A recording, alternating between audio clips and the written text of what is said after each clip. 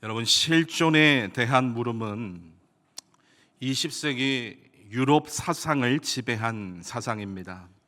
실존, 다시 말해서 존재를 어떻게 이해하느냐, 인간은 어떻게 살아가야 하는 것이 옳은 것인가, 20세기 유럽인들은 끝없이 자문자답을 하며 삶의 태도에 대해 고민하고 생각했던 것입니다. 그렇다면 왜 이 유럽인들이 이러한 고민을 하며 살았던 것일까? 그것은 역사에도 기록이 없는 1차 세계대전과 급속하게 이루어진 산업화로 사람이 마치 기계의 부속품이 되어 끝없는 사람들의 죽음에 이러한 고민을 했던 것입니다. 이러한 고민을 했던 사람 중에서 유대계 종교 철학자인 마르틴 부버는 그의 책 나와 너에서 이런 이야기를 합니다. 사람은 나로서 존재하는 것이 아니라 다른 이를 너라고 부를 수 있을 때 비로소 나가 존재할 수 있다. 그러니까 사람은 스스로 살아가는 것이 아니라 사람은 사람과 더불어 살아갈 때의 사람이라는 이야기입니다. 그런데 오늘날 우리가 살아가는 21세기는 20세기와 별반 다르지 않는 것 같습니다. 저는 이 20세기를 미치광이의 시대라고 부르곤 하는데, 이때 살았던 사람들의 고민했던 것이 나와 너의 관계는 나와 그것의 관계로 점차 바뀌어져 가는데, 21세기는 더욱 악화되어 너라는 존재를 있는 모습으로 그대로 보는 것이 아니라 그것으로 이용 가치가 있어야만, 쓸모가 있어야만, 존중과 받아들임의 관계가 아니라 탐욕과 자기중심주의적 이용의 관계로 바라보더라입니다. 사랑하는 성도 여러분, 여러분들이 살아가고 있는 여러분들의 삶의 자리에는 나와 너의 관계가 적용이 되십니까? 아니면 나와 그것의 관계가 적용이 되십니까? 오늘 본문의 시작은 예수께서 거기서 나가사 두로와 시돈 지방으로 들어가셨다라고 말씀하고 있습니다. 거기서 나가, 거기서는 갈릴리를 의미합니다. 이 갈릴리에서 나가신 이유는 14장에 헤롯이 세례 요한을 죽임으로써 우리 주님은 정치적 압박을 받고 계셨고, 15장에서는 바리새인들과 서기관들이 이 종교 지도자들과 정결법 논쟁으로 종교적 압박까지 받고 계셨습니다. 자칫하면 목숨이 위험할 수도 있는 상황이셨던 것입니다. 그렇기에 예수님은 하나님의 뜻에 따라 갈릴리를 떠나 두로와 시돈 지방으로 가셨습니다. 두로와 시돈은 어떤 곳입니까? 과거 페니키아 문명이 꽃피웠던 곳입니다. 이 페니키아인들은 지중해 바다를 끼고 있었기 때문에 항해술이 굉장히 발전해 있었고 해상무역을 꽉 잡고 있었던 민족들이었습니다. 해상무역을 오래 해서 그런지 이들은 많은 물건을 볼 기회가 많았고 이해하다 보니 이들은 못 만드는 게 없었어요. 우리나라 고구려나 신라도 이 페니키아 민족들과 밀접한 관련이 있고, 또 성경에서 나오는 솔로몬이 성전을 지을 때 그 기술자들을 어디에서 데려옵니까? 바로 이 페니키아 사람을 데려왔습니다. 오늘의 본문, 대조 본문인 마가복음에서는 이 가나안 여인을 수로보니게 여인이다라고 부르고 있는데, 이 수로보니게는 시리아와 페니키아를 합쳐서 부르는 말입니다. 그러니까 땅으로는 시리아 지역이고 페니키아 문명에 있는 두로와 시돈 출신인 여인이었다라고 말씀하고 있는 것입니다. 그런데 이 가나안 여인에게는 하나의 문제가 있었습니다. 여러분, 어떤 문제입니까? 22절 하반절 말씀입니다. 내 딸이 흉악하게 귀신 들렸나이다 라고 말씀하고 있습니다. 이 상황을 비추어 보건대 가나안 여인은 사면초가의 상황이었을 거예요. 흉악하게 귀신 들렸다라고 하는 것은 매우 불행하고 공포스러운 상황이었으며, 또 이러한 경우 그녀의 터전에서는 물론 사회와의 단절을 이야기합니다. 마르틴 부부의 이야기를 더해보자면 사랑과 사랑과의 관계가 나와 너의 관계일 때 그 관계를 통해 영원자의 너, 영원자의 옷자락을 볼 수 있다. 하나님의 옷자락을 발견할 수 있다라고 말하고 있거든요. 그런데 이 가나안 여인은 그럴 수 있는 상황입니까? 그렇지 못한 형편이었습니다. 이러한 상황에 있는 이 여인이 오늘 예수님을 찾아와 이렇게 부르짖고 있습니다. 본문 22절 말씀입니다. 가나안 여자 하나가 그 지경에서 나와서 소리질러 이르되 주 다윗의 자손이여 나를 불쌍히 여기소서 내 딸이 흉악하게 귀신 들렸나이다 하되. 여기서 소리질러 이르되 그녀가 비명을 지른 것인지 울음을 터뜨린 것인지 물론 둘 다이겠지만 큰 소리로 비명을 지른 것이 더 큰 비중을 차지하고 있는 것으로 보입니다. 그런데 우리 주님의 반응이 이상합니다. 본문 23절입니다. 예수는 한 말씀도 대답하지 아니하시니 제자들이 와서 청하여 말하되 그 여자가 우리 뒤에서 소리를 지르오니 그를 보내소서. 여러분, 오늘 이 본문은 저와 여러분들이 너무나 잘 알고 있는 본문이죠. 그런데 방금 읽은 이 말씀부터 여러분 우리의 어려움이 시작됩니다. 예수께서는 한마디도 대답하지 않으셨습니다. 여러분, 사람이 어려울 때에 이런저런 부탁과 요청을 할 수 있겠습니다. 그런데 그 목소리에 아무런 대답이 없다라고 하는 것은 여러분 어떤 것입니까? 무시입니다. 이 여인에게 얼마나 마음 어려운 일이었겠습니까? 이러한 모습의 제자들이 말합니다. 저 여자가 우리 뒤에서 소리를 지릅니다. 그녀를 보내소서. 그런데 예수님의 대답은 확고합니다. 나는 이스라엘 집에 잃어버린 양 외에는 다른 데로 보내심을 받지 아니하였노라. 만약 저와 여러분들이 가나안 여인이고 그렇게 부르짖었음에 아무런 이야기를 듣지 못하다가 제자들의 요청에 이제서야 반응하는 예수님의 모습을 봤다면 저와 여러분들의 마음은 어떠했겠습니까? 방금 했던 이 말씀은 예수님의 사역 방침이셨습니다. 그럼에도 우리에게는 굉장히 차가운 말씀으로 들려집니다. 그런데 말씀에 대한 여인의 태도는 어떻습니까? 여자가 와서 예수께 절하며 이르되 주여 저를 도우소서라고 말씀하고 있는 것을 봅니다. 절을 했다라고 말합니다. 절하다, 헬라어 프로스퀴네오라고 하는 단어가 쓰여졌습니다. 여러분, 우리가 예배라고 하는 이 말을 참으로 귀하게 많이 사용하는데 예배를 이야기할 때 반드시 나오는 동사가 바로 이 프로스퀴네오입니다. 그 뜻은 경배하다, 엎드려 절하다라고 하는 의미입니다. 어떻게 보면 그 차가운 예수님의 말씀에 가나안 여인은 단순히 엎드린 것이 아니라 하나님 앞에 경배하며 엎드려 절하며 예수님은 나의 주인이십니다. 나의 참 메시아입니다. 당신이 아니면 저는 아무것도 할 수 없는, 도무지 살아갈 수 없는 죄인입니다. 저를 도와주십시오라고 부르짖었던 겁니다. 여러분, 이 여인의 모습을 보며 우리의 모습을 조명해 볼 필요가 있습니다. 기도하다 포기하는 모습들, 이건 하나님께 구해봐도 아무런 소용이 없을 거야. 이러한 일이 반복되자 하나님 계신 건 맞아? 여러분, 이러한 모습은 어쩌면 예수님께 종교적 압박을 넣었던 종교 지도자들의 모습과 다를 바 없을 수 있습니다. 그런데 가나안 여인은 예수님에 대한 존재의 확신이 분명합니다. 하나님께서 아브라함에게 그 아들 이삭을 번제로 드리라고 했을 때에 아브라함이 순종할 수 있었던 것은 존재의 확신입니다.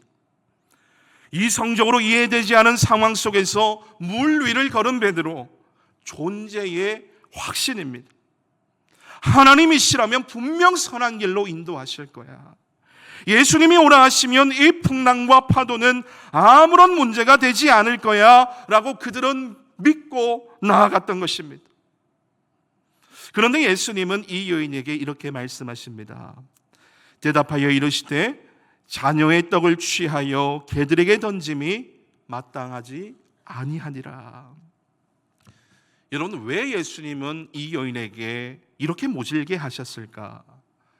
여러분, 먼저 우리가 이 본문을 읽으며 오해하지 말아야 할 것은, 하나님께서는 가나안 여인을 대하신 것처럼 내 기도를 듣지 아니하실 때가 있구나 라는 생각을 하지 않으셔야 합니다. 또 누구의 기도는 들으시고 내 기도는 듣지 아니하시는구나, 내가 믿음이 없기 때문에 듣지 않는구나 라고 생각을 하지 않으셔야 됩니다. 성경은 절대로 그렇게 이야기하고 있지 않습니다. 우리는 예수님의 이상한 반응에 대해 자세히 알아볼 필요가 있습니다. 첫 번째로 한마디도 대답하지 않으셨다입니다. 오늘 본문 23절 세번역 성경입니다. 그러나 예수께서는 한마디도 대답하지 않으셨다. 그때의 제자들이 다가와서 저 여자가 우리 뒤에서 외치고 있으니 그를 돌려보내 주십시오 하고 청하였다. 여러분, 모든 이들의 마음을 아시는 예수님께서 이 여인의 간절함을 모를 리 없으셨습니다. 여러분, 여기에서 제 이야기를 하나 하려고 합니다. 제가 사실 이 이야기는 사실 공식적으로 한 적도 없고 교회에서는 제가 교역자들에게만 오픈한 이야기입니다. 최근 네 분의 성도님들만 알고 계시는 이야기인데요. 그럼에도 제가 이렇게 이야기할 수 있는 것은 하나님께서 마음을 주셔서 제가 오픈하는 이야기입니다. 여러분, 저는 실제로 천사를 만난 적이 있습니다. 아무도 놀라지 않으시네. 저는 실제로 천사를 만난 적이 있습니다. 여러분, 우선 오해하지 마셔야 할 것은 저라는 사람은 이성적 판단을 하려고 매우 노력하는 사람이고, 천사의 존재는 당연히 믿지만 제 입에서 이런 이야기를 하는 사람이 아니라는 것을 성도 여러분들이 더 잘 아실 것입니다. 제가 교육전도사 시절에 저는 일주일치 짐을 싸서 교회에서 자고 먹고 사역하고 전도하고 이렇게 전도사 사역을 하며 일주일을 보냈습니다. 이렇게 일상을 살아가고 있던 어느 토요일 저녁에 제가 문득 담임 목사님이 걱정이 되는 거예요. 사실 담임 목사님이 저를 걱정해야 되는데, 교육전도사인 제가 목사님 설교 준비하시는데 목사님 좋아하시는 버거킹 와퍼를 한번 사드려야 되겠다라는 생각을 하고 목사님께 조심스럽게 목사님 방에 놓고 했습니다. 그래서 목사님, 햄버거 드시겠습니까? 라고 여쭤봤는데 목사님은 눈으로 모니터를 응시하신 채 고개만 끄덕이셨습니다. 그래서 저는 그 길로 햄버거 사러 교회로 내려가고 있었습니다. 그 교회 계단 끝에서 갑자기 이 현관 앞에 할아버지 한 분이 입구 안으로 들어오시는 거예요. 제가 그 할아버지를 보는 순간 제가 느꼈던 감정, 그 느낌이 무엇이었냐면, 첫 번째는 세상에 어떻게 이렇게 밝은 얼굴을 할 수 있는 사람이 있나, 혹 모세가 광채가 빛났다라고 했는데 혹시 이런 느낌이 아니었을까라고 하는 생각이 첫 번째였고, 두 번째는 이분을 보자마자 제 가슴에서 뭐라고 이야기를 했냐면 무릎을 꿇어야 하나였습니다. 저는 아무런 행동도 하지 못하고 온통 머릿속에 어떡하지라는 생각과 혹시라도 그분과 눈이 마주치면 회피하는 순간이었습니다. 그런데 그때 그분이 갑자기 저에게 이렇게 이야기를 하시는 거예요. 전도사님, 저를 위해 기도해 주십시오. 이 이야기를 듣자마자 저는 입도 안 떨어졌습니다. 내가 무슨 기도를 할 수 있다고 저분이 나에게 이런 부탁을 하시나. 그래서 용기를 내서 제가 이야기했습니다. 제가 무슨 기도를 할 수 있습니까? 라고 말씀드렸더니 그분이 저에게 이런 말씀을 하시는 거예요. 저는 누구보다 전도사님이 하나님께 간절히 기도하는 것을 알고 있습니다. 그러니 저를 위해 기도해 주십시오. 그런데 여러분, 이분이 제가 전도사인 걸 어떻게 알았을까요? 여러분, 제가 사역했던 교회는 개척교회였고 일반적인 교회 건물이 아니었습니다. 상가 건물이었습니다. 그리고 그 건물 안에는 생활로 거주하시는 분들도 있었습니다. 그리고 또 제가 아동부 사역자였기 때문에 담임 목사님은 한 번도 저에게 너 정장 입지 마라, 정장 입지 말라고 늘 이야기하셨습니다. 그래서 6년의 사역을 감당하는 동안 저는 정장을 입은 적이 없어요. 그런데 많은 사람들이 저를 보면 어떻게 생각하겠습니까? 아, 청년이네, 그 생각을 했지 않았겠습니까? 그리고 제가 마탕과 짜장떡볶이, 팝콘 등으로 교회 앞에서 전도를 오래 했기 때문에 그 지역에 사시는 어르신들의 얼굴을 제가 웬만하면 다 알고 있습니다. 그런데 그분이 저를 처음 보시며 했던 이야기가 전도사님이었습니다. 그래서 떨리는 마음으로 제가 어떤 기도를 해드리면 될까요? 라고 물었더니 자신이 암 환자인데 기도해 주십시오. 그래서 제가 이분의 손을 두 손 꼭 잡고 간절히 기도해 드렸습니다. 무슨 정신에 기도했는지 모르겠습니다. 그 기도가 끝나자 그분이 저를 보고 빙그레 웃으시며 저에게 이런 말씀을 하십니다. 전도사님, 올해 신대원 2학년이시죠? 제가 너무 놀라서 토끼 눈을 뜨고 예 라고 대답했더니 그분께서 제게 이런 말씀을 하십니다. 전도사님, 하나님께서 존 번연이라는 사람도 들어 쓰셨는데 전도사님 들어 쓰시지 못하겠습니까?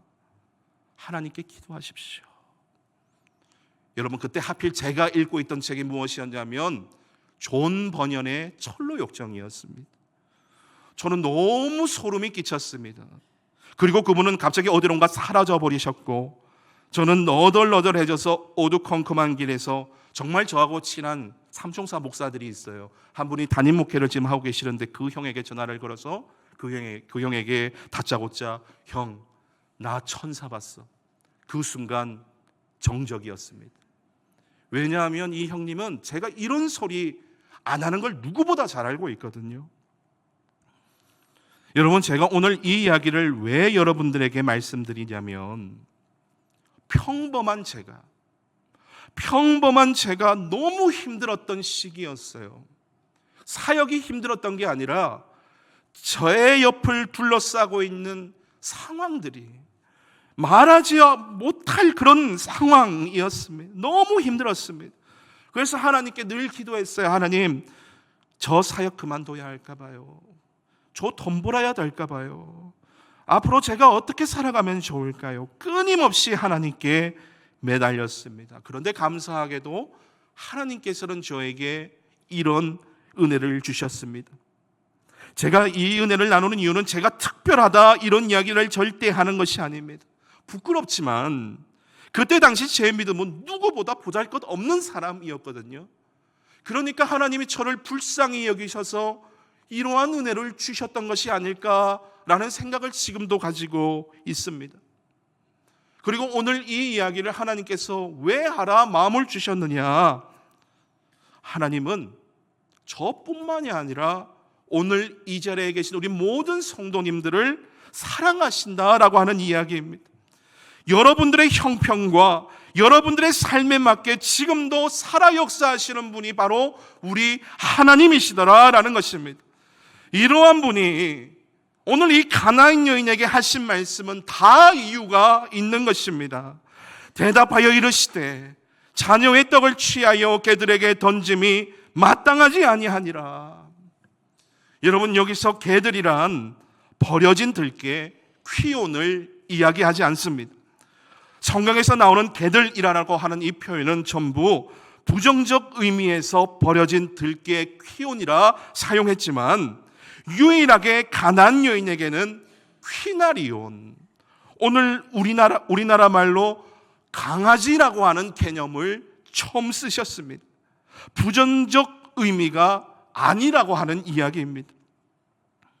우리 예수님께서는 이 가나안 여인의 소원을 누구보다 잘 아셨습니다. 그러나 이방인의 문화에 있는 그녀와 그 가정을 구원함에 있어서 그녀가 한계를 뛰어넘을 필요가 있었거든요. 오늘 이러한 주님의 태도는 그녀의 한계를 뛰어넘게 하셨던 것입니다. 그리고 많은 사람들이 이 여인을 볼 때 어떻게 생각했습니까? 저 이방인, 저 죄인이라고 낙인 찍지 않았겠습니까? 그녀와 그 가정을 나와 그것의 관계를 만들어버리고 자신 스스로도 그렇게 생각하고 있을 법한 그녀와 그녀 가정에 나와 너의 관계, 영원자이신 하나님을 바라볼 수 있도록 그녀를 인도하고 계셨던 것입니다. 가나안 여인은 응답합니다. 여자가 이르되 주여 올소이다마는 개들도 제 주인의 상에서 떨어지는 부스러기를 먹나이다 하니, 이때에 예수님이 말씀하십니다. 여자여, 내 믿음이 크도다. 내 소원대로 되리라 하시니 그때로부터 그의 딸이 나으니라. 아멘. 여러분, 개역개정에서는 해석되지 않았지만 이 여인을 향하여 주님이 감탄사를 쓰세요. 오 귀나이, 오 여자여라고 하며 칭찬하십니다. 여러분, 이 칭찬은 백부장과 이 가나안 여인이 유일합니다. 그리고 예루살렘으로 입성하기 전 마지막 하나님의 은혜를 붙든 여인이 바로 이 가나안 여인으로 기록되어져 있습니다. 사랑하는 성도 여러분, 하나님에 대한 확신을 가지시기 바랍니다. 하나님의 열심은 우리를 향한 사랑입니다. 사랑하는 여러분, 우리가 살아가는 인생, 내가 원치 않아도 정말 별의별 일들이 다 생기잖아요. 그런 상황 속에서 우리는 하나님의 존재에 대한 의심과 회개의 반복이 우리들의 삶입니다. 그런데 여러분, 기억하시기 바랍니다. 하나님은 단 한 번도 우리의 손을 놓으신 적이 없으십니다. 단 한 번도 우리를 외면하신 적이 없으십니다. 지금도 살아 역사하시는 하나님께서는 여러분들이 고민하고 있는 문제들, 먹고 살아가는 것에 대한 문제들, 그리고 우리 50, 60대 분들 다시 새로운 삶을 시작해야 되는 경우가 너무나 많은데 그 인생에 대한 진로의 문제들, 자녀들의 문제들, 고통의 문제들, 질병의 문제들, 믿음의 문제들 다 해결하여 주실 것이라 우리 하나님은 말씀하고 있는 것입니다. 그렇기에 오늘 우리는 이 가나안 여인이 되어야 합니다. 우리 모두가 이 가나안 여인이 되어 하나님 저를 만나 주십시오. 하나님 긍휼히 여겨 주십시오. 하나님이 역사하여 주시는 줄로 믿습니다. 그러나 때로는 우리가 이해하지 못하는 문제들이 우리들의 삶에 너무나 많이 있습니다. 그러나 그 모든 것은 하나님의 섭리임을 깨닫는 여러분들 되시기를 바랍니다. 이러한 삶의 질문들마저도 하나님께서는 반드시 여러분들을 이해시켜 주실 것입니다. 제가 참 좋아하는 말씀인데요, 로마서 8장 32절 말씀을 우리 새번역 성경으로 우리가 다 함께 읽어보도록 하겠습니다. 새번역 성경 로마서 8장 32절 말씀입니다. 당신의 아들을 아끼지 않으시고 우리 모두를 위하여 내주신 분이 어찌 그 아들과 함께 모든 것을 우리에게 선물로 거저주지 않으시겠습니까? 아멘. 우리를 위하여 그 아들까지 내어주신 분이십니다. 그러신 분이 우리에게 더 좋은 거 주시지 않으시겠습니까? 그러니 하나님의 존재를 의심하지 마시기 바랍니다. 여러분들 불안해하지 마시기 바랍니다. 하나님은 사랑의 하나님이십니다. 하나님의 열심은 우리를 향한 사랑입니다. 우리 함께 기도하겠습니다. 딸아, 내 믿음대로 될지어다. 아들아, 내 믿음대로 될지어다 말씀하시는 하나님 아버지, 오늘도 우리와 함께 하시며 우리에게 주님의 말씀 들려주심에 감사드립니다. 우리가 두로와 시돈 혹은 어디에 있다 할지라도 우리를 먼저 찾아주시고 그 은혜와 사랑 주셨음을 고백합니다. 이 은혜와 믿음을 가지고 우리들의 삶을 살아낼 때에 하늘의 은혜를 맛보며 누리게 하시고 또 그 은혜를 이 땅에 실현시켜내는 우리 귀한 남연의 권속들 되게 하옵소서. 또 가나안 여인처럼 하나님 앞에 간절히 간구하는 문제들이 있습니다.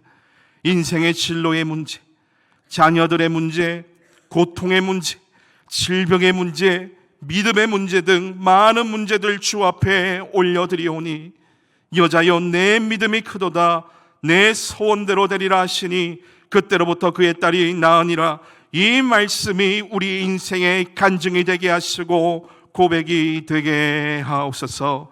살아계신 우리 주 예수 그리스도의 이름으로 간절히 기도드립니다. 아멘.